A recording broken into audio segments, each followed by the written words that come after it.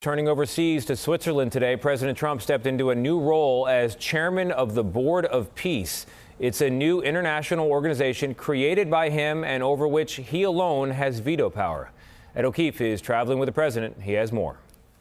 President Trump launched the Board of Peace on his final day in Davos. Its mission, the redevelopment of the Gaza Strip, where airstrikes continue and Hamas remains armed. I'm a real estate person at heart, and it's all about location. And I said, look at this location on the sea.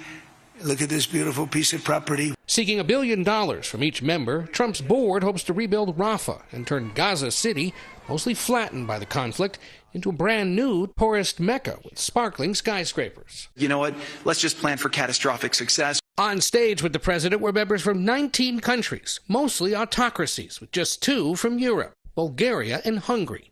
France, Sweden, and Norway said they wouldn't join. The board's charter gives Trump all the power to veto, set the agenda, and designate his own successor. And its mandate isn't limited to the Middle East. Once this board is completely formed, we can do pretty much whatever we want to do. After a conference that saw Trump criticize NATO and insult longtime allies, some viewed the Board of Peace as yet another attempt to dismantle the post-war world order. You know, we go through these. We spoke with Finland's President Alexander Stubb, who urged the world to move on from this week's drama. Be a bit more Finnish. Take a deep breath, take a sauna and a cold bath, and we'll solve it together.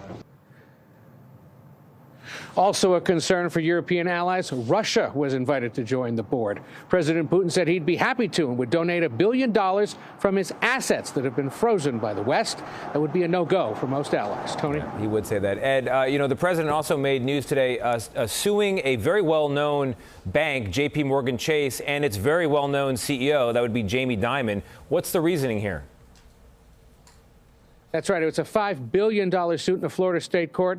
The president alleging JP Chase and Jamie Dimon closed his bank accounts after the January 6th insurrection. He says he and his company suffered financial harm and calls the bank's decision political discrimination. JP Chase says the accounts weren't closed because of politics and said the suit has no merit. Tony? All right, Ed, thank you very much.